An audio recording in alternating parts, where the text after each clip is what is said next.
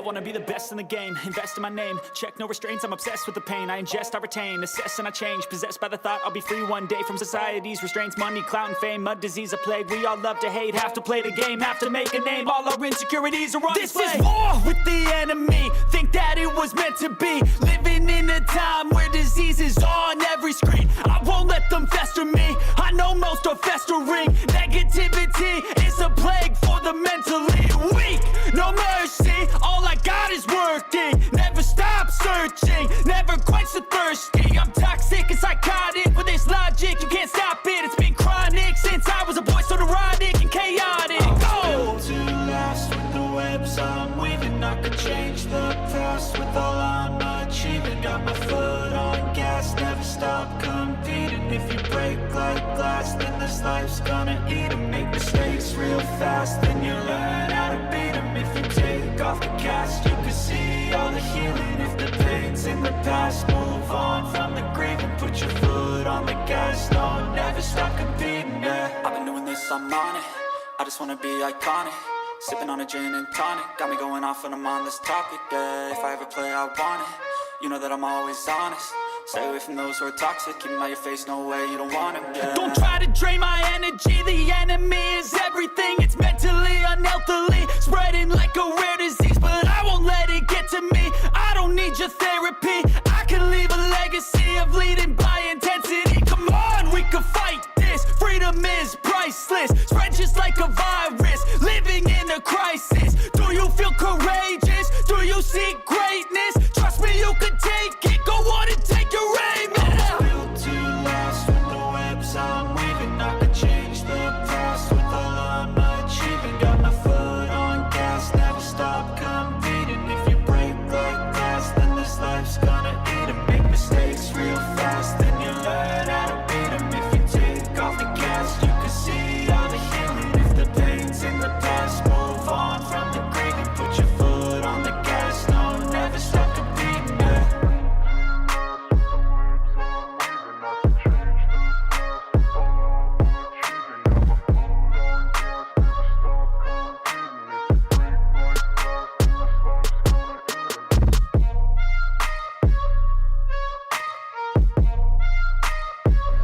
It's your boy Miguel C with the VOW Wrestling New Japan Rebound Podcast. I've got a guest for you folks at StocktonCon. What up, everybody? AJ Kirsch here, the voice and the host of StocktonCon. The value of wrestling is awesome, so subscribe on YouTube. Scan the QR code right here, now. Subscribe, check it out. There we go. You'll be glad you did. Thank you, brother. Yeah, that's what. Hey, man, shout out to Value of Wrestling. I'm right here with the Big Oos, San Jose. We gonna shut this shit down. Love and respect, all right? Value of Wrestling. Hello. Man, thank Oh, we are back. We are back. We're here to do it again. Welcome to the show. This is the Value Wrestling. This is your Monday Night Raw post show for July 1st, 2024 on the big time along with Mr. Paulus Clarke. We are live. We are in living color. We are back again to do what we do like we do all the time. Okay, yeah. All day, every day. There you go. Try not to sneeze at the public because it's coming. There we go. Anyways, Monday Night Raw opens with Jey Uso up in the concession area with all the fans. The cameras is running through a crowd of fans as we run into Jey Uso's music hits. He comes down into the arena. He is celebrating and hyping everybody up. Jey says Money in the Bank is Saturday. The only person that's going to get that briefcase is him. It's going to be the Yeet case, which should make the Yeeter of Worlds, Mr. Yeeter himself, Mr. Yeeter Clarke, the most happiest man in the world, if the Yeet case comes into existence. Anyways, in the midst of that, one Chad Gable decides to come out and staring at the ladder. He says enough. He doesn't want to hear Yeet again. He informs the boss that Yeet is not even a word, but what is a word, a miracle. He has overcome a vicious attack. His family leaving him in 2 monsters last week. He's going to give us another miracle this Saturday, and he will call himself Master in the Bank. Jey goes, Chad, what are you doing here, man? Jey brings up the attack, and Chad says he isn't scared. Jey should be scared. He stole the Fireflies. He's an innocent man. His family left him high and dry. They should be after Jey, the man who abandoned his family. Jay takes offense to this and says he told Unc they could have the Fireflies back. He'll have the mosquitoes or some cockroaches even. He don't want smoke with the Wyatt. Speaking of family, Gable's family only did what he did, and that was get out from under a manipulative and a Gable attack. So we get right hands, another whip. Jay reverses, and we get eat, big boom, super kick. Jay drops Gable, heads to the top rope, but Gable rolls out of the ring. Gable says, "You think I'm going to lay there while you splash me? Ha, ha, ha." And the lights start to go out, and the music comes on. Gable is holding his face at the bottom ramp. Only the five lights right the arena, and a single droning tone that signifies the Wyatts are here. We automatically get a holy shit chant, which is censored. At least it's not blacked out, but it was holy, holy, holy, holy. Yeah. Anyway, Fog fills the arena, and Gable hops into the crowd, frightened at a spotlight that's following him. A slight held tilted silhouette. Gable is basically running through the crowd and keeps running into different Wyatt creatures until he jumps over the barricade into the crowd and then walks around, and he runs into what looks like Uncle Howdy and then into Harper and then to another figure before he jumped on another barricade and ran up through the crowd, up through the stairs, and disappeared. We came back to the announced commentator's table where the security guards are laid out again. The lights are strobing on and off, and we see the mysterious woman who we should know as Nikki Cross handing Michael Cole another box. After lights come back up, Michael Cole shows us yet another VHS tape, and he says we'll give that to the production table. And man, they should really cut the middleman. Oh, okay. That's production, right? And they're going to get it out. The person on this note said that they should really cut out the middleman, but you don't get the same. No, I agree with the opinion, even though it's silly that they wrote that in there. Well, I don't think so. I think it's like you give it to Michael Cole because you build that prestige. And since it's on VHS, and VHS is almost so outdated, because, I mean, look, it's almost an antique at this point. I think you need to have it where Michael Cole is holding it up and going, just another one of these, and then send it to the back. Because it gives time for other things to develop, and then you're coming back to the story instead of just, instantly playing the video. I think building that anticipation to watch it later is better. So having this little part of why we have to wait for it, Michael Cole gets the little VHS tape, pass it to somebody, they got to pass it to somebody, pass it to somebody. Makes it more worth it. So that's the opening. Chad Gable, Jey Uso, and then the Wyatts making their presence felt. Definitely seem like they're after they're definitely after Chad Gable. Maybe later we'll understand a little more about that. But so far, your thoughts on the opening segment here? I know it's cool. It feels a little rinse and repeat, but if this is at least for the short term, this is how we're gonna get to those video packages. I'm like, all right. Yes, no, and we're getting good video. Well, I think we're done with the video packages, and we'll get to that when we get to that second part of that. What's going to come next, I don't know. But we got our first match of the night. Xavier Woods taking on Karrion Kross. Kross wants a handshake, but Woods is like, nah, not going to do it. Not going to happen. Wouldn't be prudent. Just not going to do it. Eventually, we are back from a break. Woods hits a big splash in the corner and some mounted rights kick off the corner, locks heads. Kross escapes, headbutt to Woods. Woods on the apron, high kick to the Kross. Woods to the top rope. AOP's outside the ring. Wood flies off the top rope and runs into a right hook from Kross.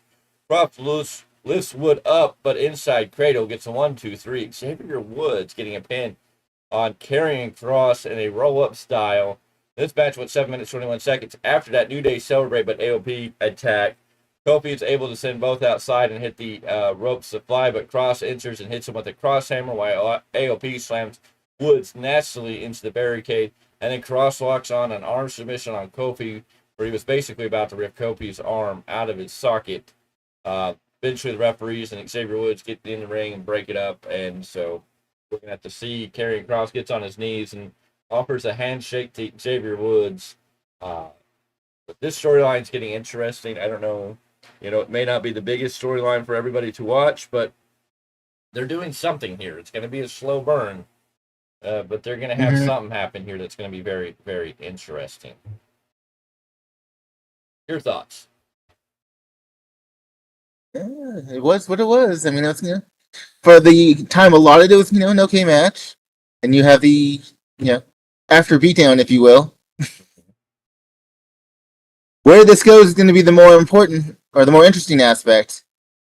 Like, you can only beat down someone so many times till the faces either need to get their retribution or there's a split or something. Well, we got Xavier Woods getting a win, so it's interesting how he got this win and why they got this win. What does that mean? How's that going to play out? We're going to have to wait and see. Hi, I know you're here. Anyways, backstage, Damian Priest is with Dominic Mysterio. He asked Dom if he's spoken to Rhea. Dom says, yeah, we're good. Priest says, nah. He just spoke to her. Dom says he'll handle the Liv situation tonight. Priest says, you say that every week. Dom says this shit ain't even his fault. Then says, you're starting to sound like my dad. And a whisper, which gets Priest a little upset.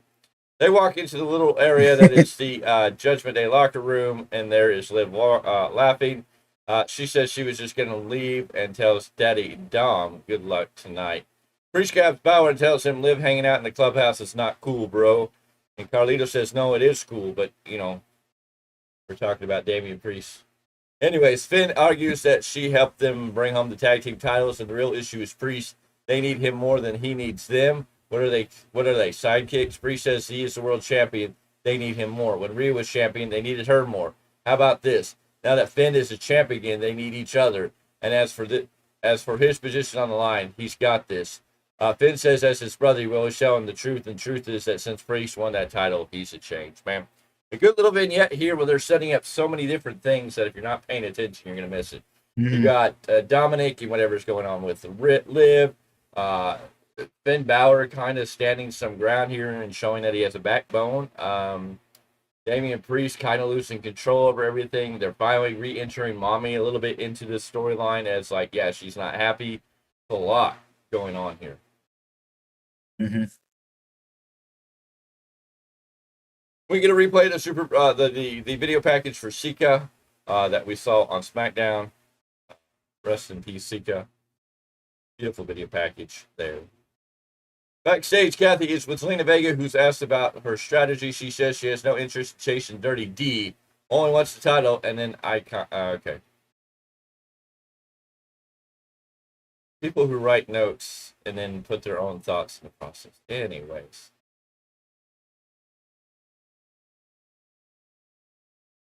We come back to the ring, and it's Zelina Vega versus Liv Morgan for the WWE Women's World Championship match. This is a good, solid match to start out with. Eventually, Dominic comes out here to cause a distraction, which leads Ray to come out. Eventually, we are in the corner on the top rope. Vega attacks the back of the neck. She then hits a code red off the top rope. Liv rolls outside. Dom stands nearby as Vega leaves the ring to grab Liv. Liv sends her into the apron. Liv rolls her into the ring, then follows. Dom and Ray inch closer to one another, then argue. Ray shoves Dom down hard. Liv with the baseball slide to Ray. Liv stands smiling. 619 from Vega. Tornado DDT to Liv. A cover for 2. The crowd is loving him. The crowd was hot for this match. You almost thought they were going to give this to Zelina at one point. They were really making Zelina look strong. Dom comes up to the apron with the chair. It slides into the ring. As Vega's covering, she gets it to Dom. Vega grabs a chair and walks it over to Dom. Dom's telling her, hit her, or use the chair. Well, she did. She hit Dom with the chair, knocked him off, giving Liv the time to turn, to get on her feet and hit the Oblivion for a 1, 2, 3. A good solid match at a 1:11:29. Still more storylines in all of this. Dominic and Ray, which they face off later in the night. And then Liv and Zelina and the whole storyline here. Don told Zelina to hit somebody with the chair. He said hit the chair, use the chair, and he was the one that got used by the chair. Liv stopped after the match. Liv stops at the top of the ramp with Kathy. Says she feels like the luckiest girl in the world. The Liv Morgan revenge tour is going exactly as she has planned. She wants to dedicate her win tonight and all her future wins to her daddy, Dominic Mysterio. I'm sure this is part of your favorite part of the show with the love triangle, the days of our lives. Your thoughts on all this? Something along those lines. I don't know. I can't get over the whole Daddy Dom bit. I'm just like, it's okay. It's okay. You're jealous that she's not calling you daddy, but we get it. I mean, any man would be a little bit jealous that she wouldn't be calling him daddy. If it ever gets to the point where it's like, that's right, I'm your poppy.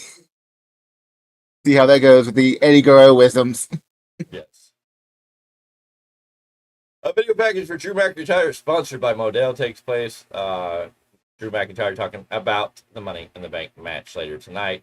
Giving credit to Sheamus and Ilya Dragunov, the Mad Dragon. And last night, we had the American Dragon versus the International Dragon, or the Angry Dragon, or the Japanese Dragon, or some type of dragon. I think there's becoming... The Rampage Dragon. Yeah, well, they gave me like 4 or 5 names throughout the day. I've heard in many different areas, different names for this dragon. I'm just like, at this point, there's too many dragons in professional wrestling all of a sudden.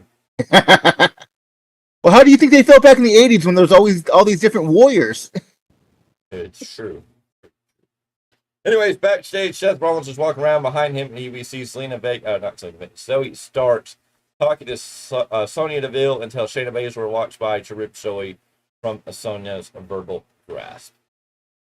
We come back from break, and your boy, the Rollins, is in the ring. He does his intro. Crowd is firmly behind him, welcomes us to the show. He thinks next week at this time, he'll be standing there, the champion. He goes over some of the sports teams in Boston and ends with the Celtics, which gets a huge pop. Seth goes full Cena and says he needs the title.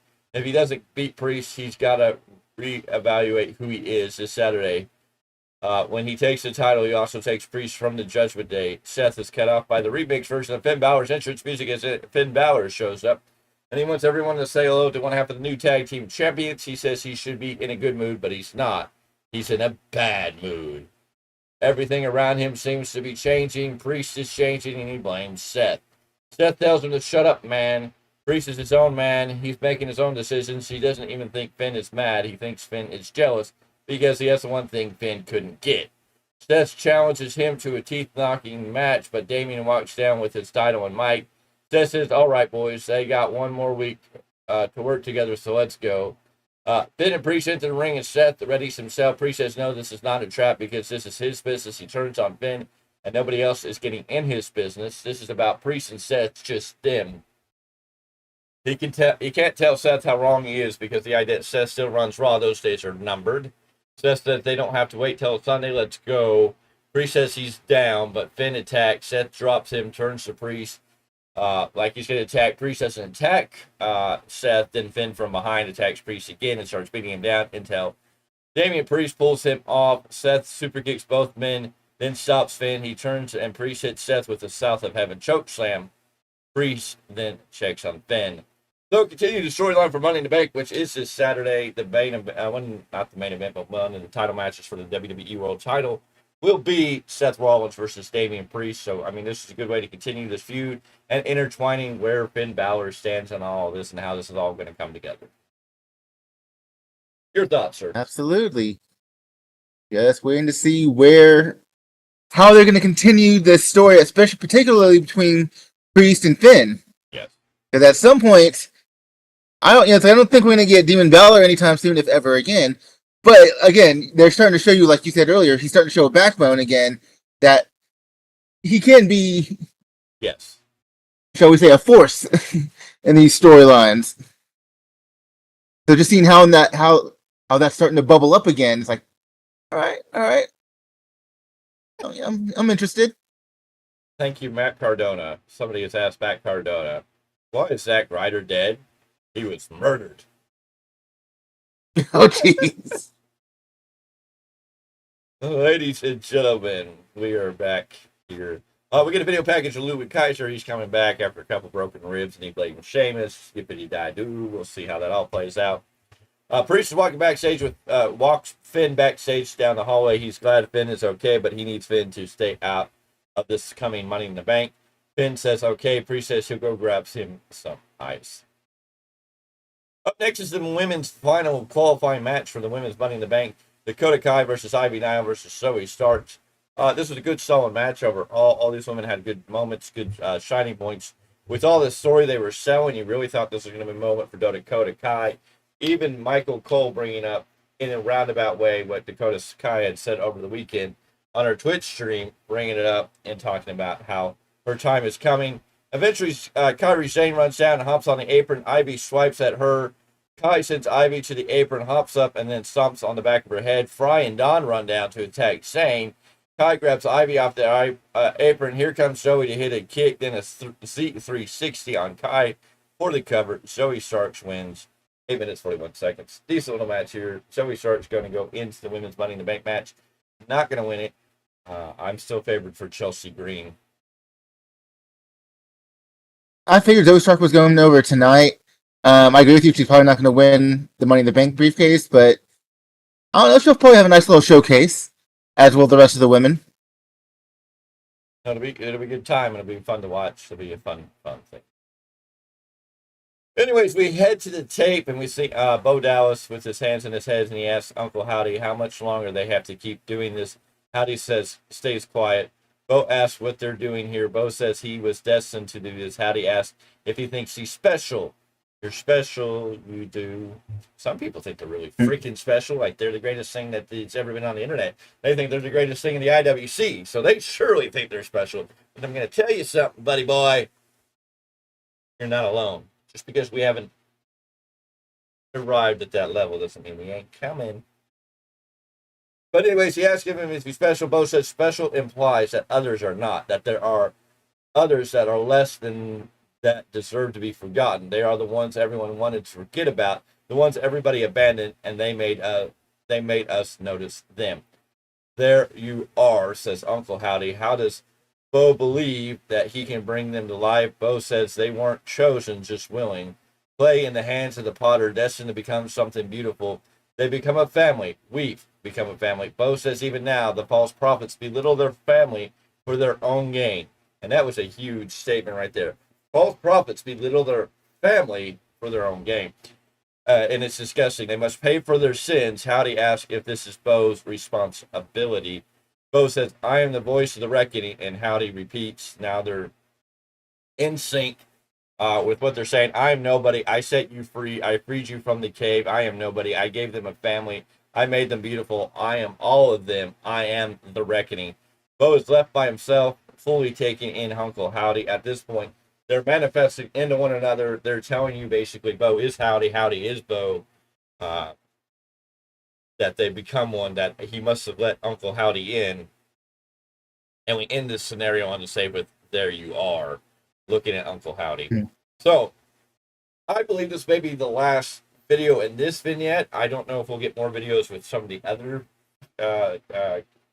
parts of this storyline and characters. The other characters and how they're going to come into this story, or how he's going to awaken him, or what's next. That's going to be the big thing. Now that we've kind of seen Bo Dallas tell you why they're here, tell you kind of who they're firstly after, because they specifically told you a man who belittles his family, a false prophet, which I guess you would say Chad Gable, in a way, is a false prophet or a false teacher, and he manipulated his family and was bullying his family. So they're after Chad Gable. We know that. There's a reason for something. They gave you a little more defining reason in there. So it's very interesting where they're going to go to there. I don't know what they do next, because it does feel like the Bo Dallas, Uncle Howdy, I mean, they could continue this, but I feel like they kind of, put this together. Now Bo Dallas is Uncle Howdy, and they're all in the same. So I don't know what's next. I don't know if they're ready to have Bo Dallas come out in the ring. If he's going to do like Bray, be Bo Dallas some of the time, or if he's going to be Uncle Howdy all the time. It's going to be interesting. At one point, with the way they were talking, I'm almost like, are they going to try and rebirth the Fiend? Are they going to? Because there was a lot of talk about, can you bring him back? So I was like, were they going to bring back the Fiend, or is this him bringing the spirit of his brother through Uncle Howdy? There's a lot of things in here that are very interesting. If you're really paying attention, you might catch some of these pieces. But it's very interesting. I can't wait to see where they're going. They're making this interesting. VHS tapes and doing this old school stuff. You're like, okay, what's next? How do they play this? Where do we go with this? It's good stuff. The strange part to me is they're going after Chad Gable, who's the heel. So by default, does that make them violent faces? I mean, it's a strange dichotomy. It's an interesting grasp, but again, Chad Gable seems to be centering himself in more of a tweener. He's trying to make peace with his family to protect them, but still being the bully heel. He's doing it for selfish reasons. He ain't trying to protect them. But I mean, there's part of that storyline. He's afraid it's selfish. I understand that. I don't know, but they're a reckoning. They're here for this. Why is Chad Gable the first on the list? I don't know. Who's going to be after that? This is going to be really interesting. And how are these I other agree. elements going to play into it? Because we have other characters. Mm-hmm. Who knows? There's so many questions left here that it makes it actually entertaining. After that, we are in catering where Otis is eating 2 plates full of food, and Gable comes in to tell him he needs his help. He doesn't know who else to go to. He knows what he said, calling Otis stupid and disappointment, and he knows that it was hurtful and knows that Otis hates him. Otis says he doesn't hate Gable, but they're not helping Gable. This is not their problem. It's Gable's problem. Gable says who knows who is next, though. It could be any one of them. It could happen. If it happens to Gable, will there be... if it's going to happen to Gable, it could happen to them. If it happened to Otis, then Gable would be there for him because Otis is his number one guy. Maxine and Kira Tozawa walk up. Maxine asking if everything's okay. Gable says everything's great and leaves. Kira Tozawa grabs the arm of Otis and I don't know. But yeah, continuing a storyline here. Are you happy? We're not several months back where every other ending was, ooh, that's nasty. Oh, yes. I'm glad we're away from that not.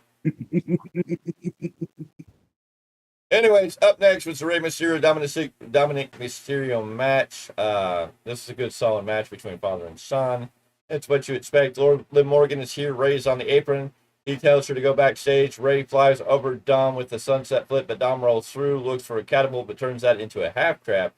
Rey reaches the ropes. Liv smiles on Rey with a rope break. Dom sees Liv turns back towards his father, hook the head, suplex, spin, another suplex. She tries to go for the 3 amigos. Rey stops and drop kick to the knee. Rey goes for a 619, but Liv pulls Dom out of the way. She checks on Dom. Dom tells her to leave. At one point, Liv wound up on top of Dom again in her, excitement. Rey drop kicks Dom onto Liv. Liv loves it. She grabs Dom by the face and holds him down onto her. Rey grabs Dom and sends him back into the ring. Liv screams at Rey. Rey enters, super kick from Dom. He locks his head, brainbuster. 1, 2, Zelina Vega then shows up and attacks Liv, but Liv turns it around until Vega sends her into the barricade. Dom hits a drop kick to Rey, 619 from Dom. Dom goes up to the top rope. Vega's on the apron. Liv hops up on the apron, shoves Vega down. Vega gets up and pulls Morgan's leg out from under her while Liv is holding onto the ropes. This shakes the ropes, making Dom fall off the top rope and nut him on himself. So he breaks the family jewels across the top turnbuckle. Rey hits a 619 with Dom killed over on the top turnbuckle. So it's the hardest one because he's on the top turnbuckle bit like this, and so Rey goes here and hits him with a 619.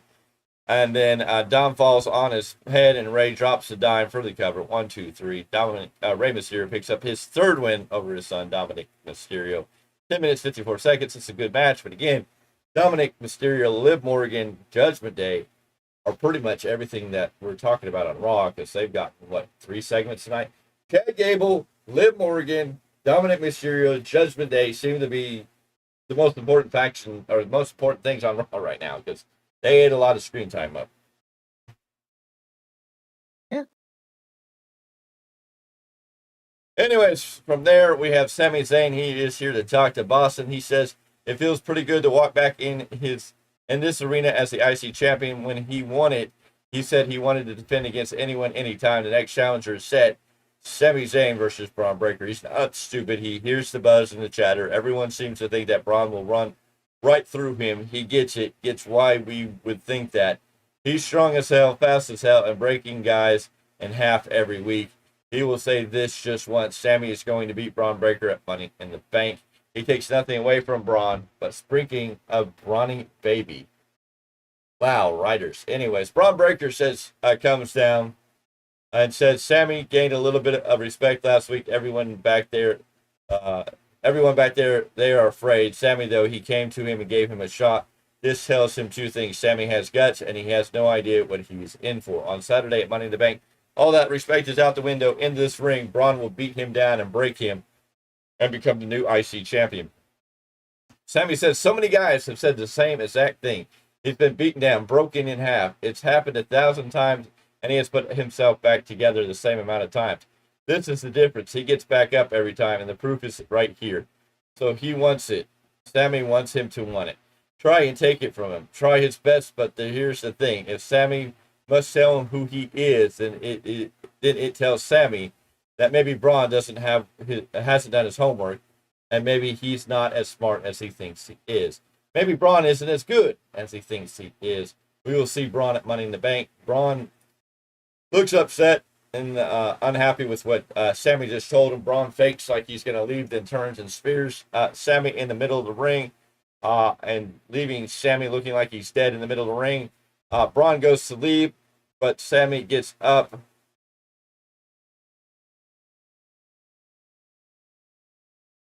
Okay, these notes are not right, person. Because Braun went to leave after he speared Sammy. Sammy rolled out and was on the ground trying to get back to his feet when Braun Breaker turned and saw this and started charging to the ring. He ran around the ringside like he normally does, building up speed, and as he was getting ready to spear Sammy, Sammy leapfrogged over this man, which was really impressive. He gets up in true form, and here comes Braun. He rolls Braun back in for a big suplex, for the exploder suplex in the corner. He looks to go for a Haluva kick out of the corner after he beats Braun outside and shoved him on the announce table. Took him back in, got him in an exploder suplex, and then went to go for the Haluva kick, but in mid Haluva kick run, Braun Breaker hits another spear, leaving Sammy laying in the middle of the ring. Braun sends over Sammy's broken body, holding the Intercontinental title high. Good segment here, making both men look good and strong. We are going to have to wait and see what happens at Money in the Bank. I don't know if Braun Breaker's really winning this title as of yet, but it's going to be interesting what they're going to do here. Doesn't it make him look like a fool if he doesn't win the title Saturday? I'm just worried if they let him win the title, it's kind of like they're going to make the title try to build the man. He's just not title ready yet. And taking it off of Sammy, I'm kind of confused. Now, if they let Braun Breaker just basically get disqualified because he gets, Scott Steiner angry, right, just goes off on his own little tangent and doesn't pay attention, it may work for the character they may be building here. I don't know. It's going to be interesting to see what they do to. They're either going to give the title to Braun Breaker straight up, or there's going to be some story here where something funky like a monkey is going to happen. Got to keep Braun strong, but I don't know if you take the title off of Sammy right now. Sammy's doing some great, amazing work. So I don't know where. Yeah, it feels like they kind of booked themselves in the corner. Yes. They definitely built themselves in an interesting way. I just don't think they're pulling the title off of Sammy. My estimations, they may build this to make Braun Breaker look like a beast. He's going to snap and get himself disqualified, but then after the match, I think he'll continue to beat down on Sammy. I think he will go Sammy Ricochet type of, kind of in that storyline where he may go drag Sammy out in the back and try to take him out of action or something. Who knows? Jeez. Well, I'm thinking going ballistic is pretty much what he needs. Yes. No, that's what I'm saying. It's like he needs to get a DQ or a dusty finish in this scenario, and then Braun Breaker just needs to snap and go off on Sammy, leaving Sammy in a pile. Sammy can retain his title.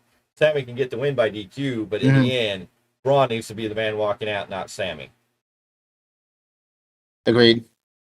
Backstage, Damage Control is asked by Kathy if Kai loss affect how they handle Money in the Bank. Kai says no, nothing's changed. Here comes a liar, Valkyrie, who says she's going to climb it faster. Kai says she's not even going to make the Money in the Bank. And then Kate and Katana Chance come in, and we get a breakdown of them attacking Damage Control. And that was that. Main event time. The Money in the Bank qualifying match. Last spot in the men's match. The Mad Dragon, Ilya Dragunov. Again, we're talking about dragons. So many damn dragons in this business. Ilya Dragunov is in the ring. They take off Drew McIntyre and Sheamus. This was a bomb match. I mean, these three guys brought it. Sheamus says banger after banger after banger. This was a damn good match to shut this show down. This match went 17 minutes and 2 seconds. It came down to Sheamus and Drew after Drew threw Ilya Dragunov up over the barricade into the ring side area, or the ring keeper's area. He sends Drew to apron, spreads his wings, and beats him down. Oh, the massive beating. Sheamus gets a beautiful bro kick, and he throws Drew out, hits the power slam, then throws Drew out over the top rope, and then just starts to Bowery. I mean, just smacking him as hard as he can. They go for a kick, or Sheamus goes for another bro kick, but Drew ducks. Big knee from Sheamus, but then Drew turns it into a Claymore for the pin. He kind of falls on Sheamus for a very light cover, but he gets the pin. 17 minutes, 2 seconds. No shenanigans here. CM Punk didn't show up to cause him not to win this match, but I'm sure either he's going to show up to cost Drew the Money in the Bank contract opportunity, or Drew's going to win the Money in the Bank and then try to cash it in that same night, and Punk's going to cost him. Punk's going to be at Money in the Bank. Punk's going to screw Drew.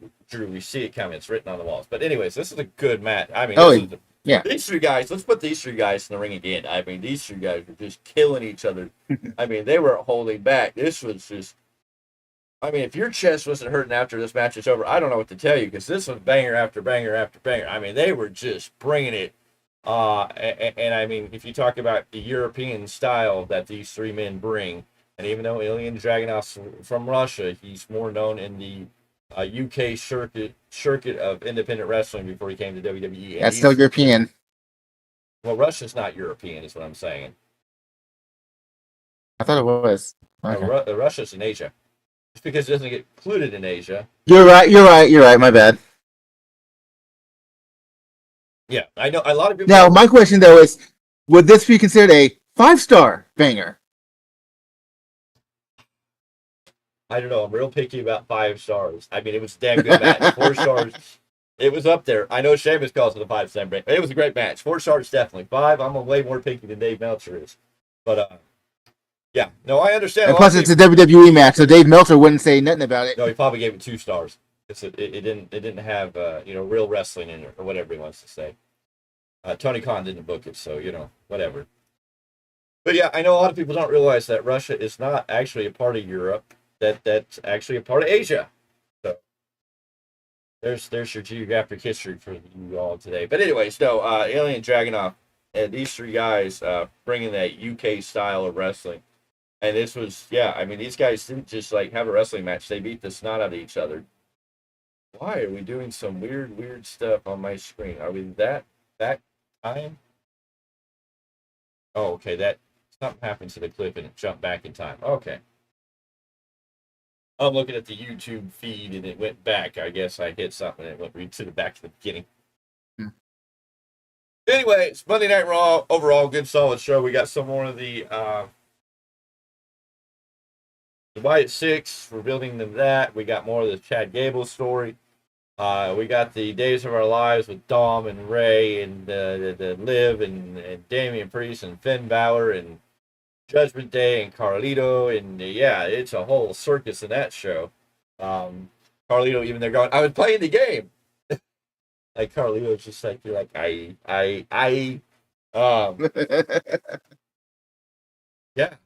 don't know. We may be getting Mommy back on TV. A lot of rumors about that she may be showing back up on TV really soon, even though she may not be cleared to get in-ring action. There's a chance that she may be playing a role or at least being used on TV while she recovers. Of course, she recently just got married to Buddy Matthews, and so that's why he's kind of not on AEW TV and why she's kind of taking a break. They did get married, so they should be happy. Not that they were really using him anyways, like that. So, like, is that the reason, really? Definitely getting very, very interesting with everything that they're building here. It should be fun. Yeah. I'm real interested in seeing how they decide to use Rhea when she does pop back up on screen. Because is she going to be really more mad at Liv, more mad at Dom? Looking at Judgment Day that's kind of in shambles, from a leadership role to a relationship role. There's different ways she can go about it. It'll be very interesting to see how this all comes together, how this all plays out. There's so much here on WWE that's good stuff that's moving forward. If you're a storyline fan, then I think you're happy with WWE because there's a lot there to bite into. Okay. When people post random stuff on Twitter, you want to go, but why would you even post this? Anyways, somebody is advertising Goldberg versus Ryback in a retirement match at AEW All In. No! Just no. Where's Broken Matt to say delete? Delete. Delete the whole concept. What's wrong with you? Where's Sid Vicious where's Psycho Sid when you need him to powerbomb for you? Right. Favorite Canadian wrestler was asked to Matt Cardona. He said, "My hot wife or Edge." Aren't you Edge's? No, I'll leave that alone. We won't go Edge's booch. We won't go the Joe Hendry style.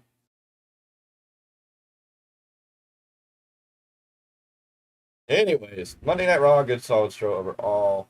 I don't think it was stellar, but I think we got what we needed. We're going to go into Money in the Bank, and then hopefully a lot more building into what is to come from there.